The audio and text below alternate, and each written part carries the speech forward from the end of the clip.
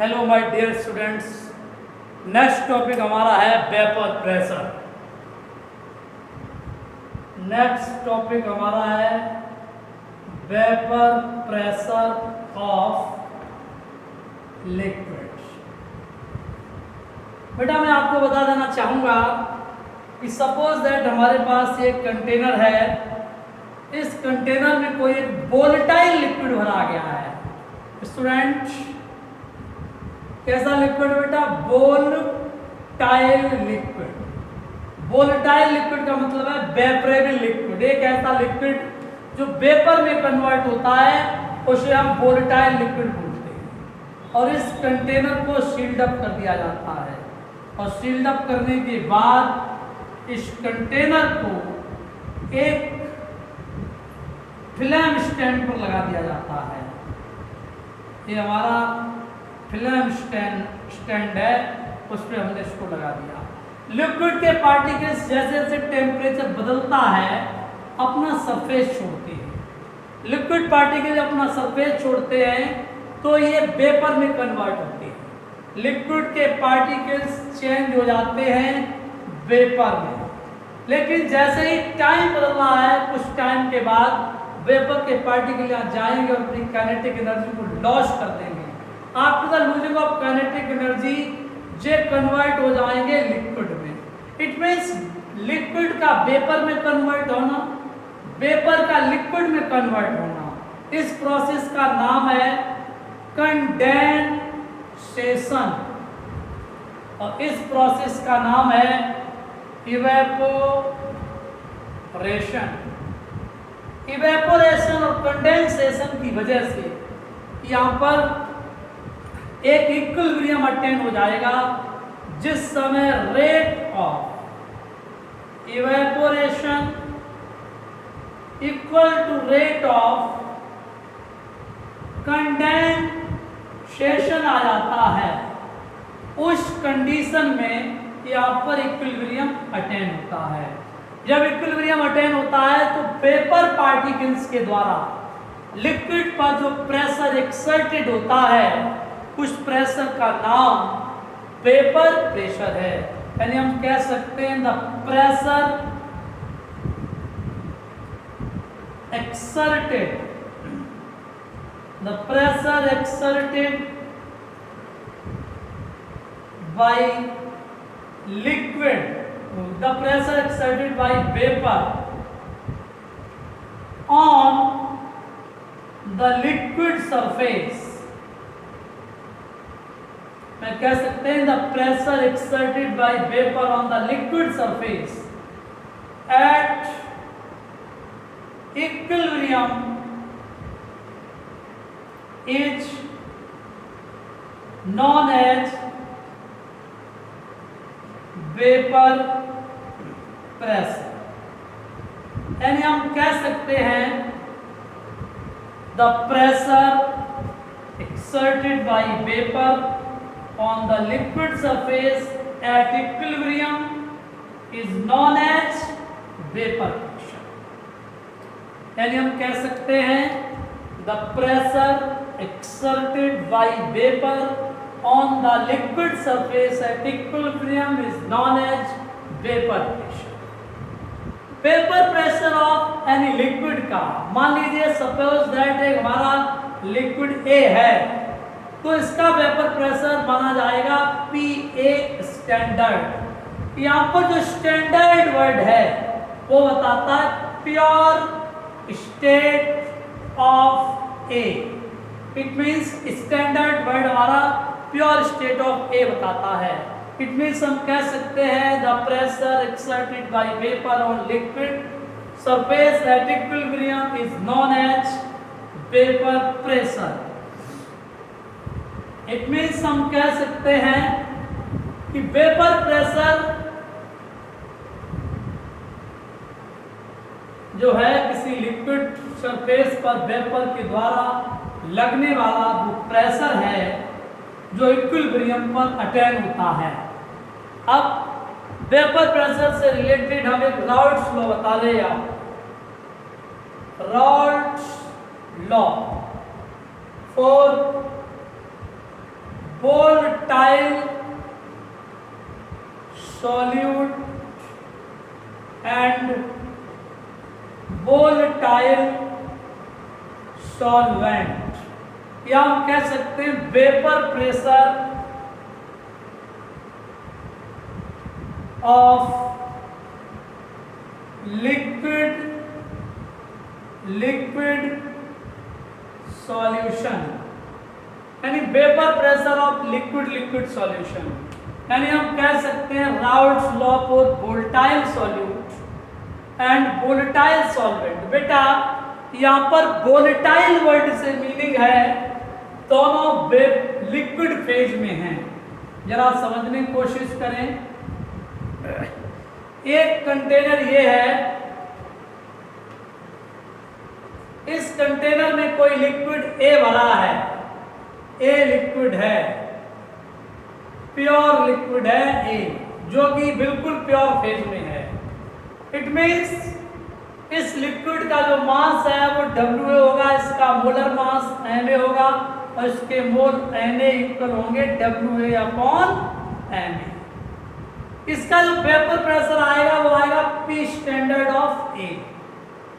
इसी तरीके से दूसरा कंटेनर है, इसमें भरा है कंपोनेंट B, और ये भी हमारा प्योर लिक्विड है, इसे हम P स्टैंडर्ड ऑफ B कहते हैं। इसका मास WB है, इसका मोलर मास MB है, इसके मोल NB इक्वल WB/MB हो जाएंगे। उठा करके हमने इन दोनों कंपोनेंट्स को एक इस कंटेनर में डाल दिया है, इस कंटेनर में डाल दिया। ये बन गया हमारा NS equal NA plus NB। यहाँ पर A का पार्शियल प्रेशर PA और B का पार्शियल प्रेशर PB और total partial pressure PS equal PA plus PB। Raoult's के according to Raoult's the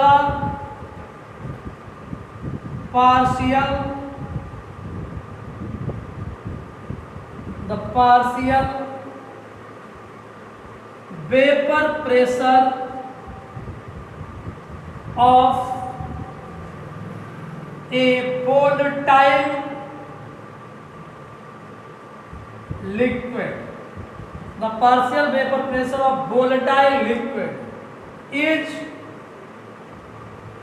directly proportional to the mole fraction of that component in a solution। It means हम कह सकते हैं PA directly proportional XA, तो PA equal P standard A XA। इसी तरीके से PV directly proportional XB, तो PV equal P standard भी XB। दूसरा ये, अगर हम डाल्टन्स लॉ लगा देते हैं इसमें, डाल्टन्स लॉ, तो बेटा ये हो जाएगा PS equal PA plus PB। It means हम कह सकते हैं PS equal P standard A XA plus P standard B XB। ये हमारा डाल्टन्स लॉ के अकॉर्डिंग पार्शियल प्रेशर आ गया solution. My dear students, again repeat this topic. Component A का partial vapour pressure P standard A, mass WA, molar mass MA, mole NA equal WA/MA। Component B pure state में है, तो vapour pressure P standard B, mass WB, molar mass MB और mole WB/MB। दोनों को मिलाया एक homogeneous mixture बना, total mole NS equal NA plus NB हुआ। इसका partial vapour pressure A, partial vapour pressure B, PS equal PA plus PB। According to Raoult's the partial vapour pressure of a volatile liquid is directly proportional to the mole fraction of that component in a solution.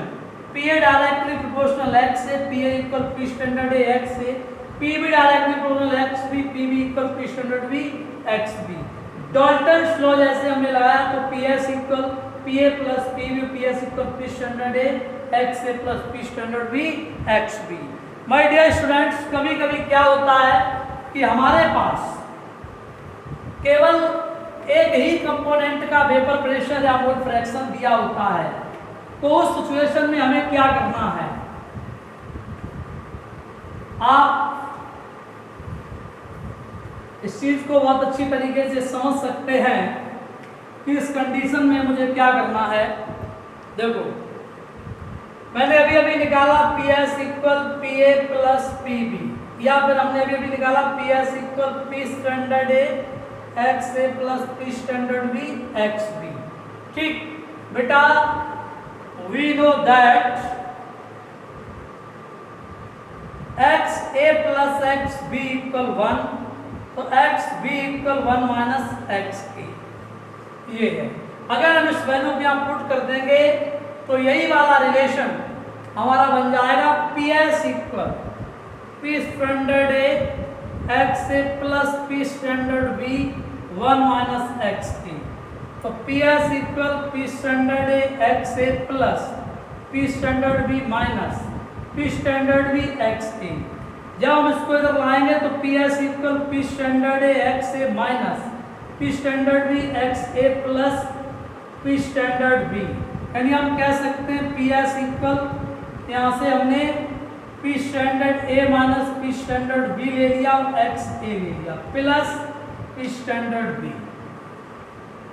इसी तरीके से अगर मैं बात करता हूं again, if पहला तो केस ये लगाया मैंने, दूसरा केस लगाया मैंने if XA equal 1 minus XB, तो यही वाला relation PS equal P standard A 1 minus XB plus P standard B XB, इसको सॉल्व करेंगे तो PS equal P standard A minus P standard A XB plus P standard B XB। हमने लिखा PS equal P standard A minus XB common ले लिया, P standard B minus P standard A। ये हमारा दूसरा रिश्ता बन गया। ये दोनों रिलेशंस हमारे एक वोलेटाइल लिक्विड्स के लिए बनते हैं। ठीक है, अब यहाँ से माय डियर स्टूडेंट्स एक ग्राफ बनेगा राउट्स लॉ के लिए। तो ग्राफ मैं आपको भी बता देना चाहता हूं क्या है ग्राफ।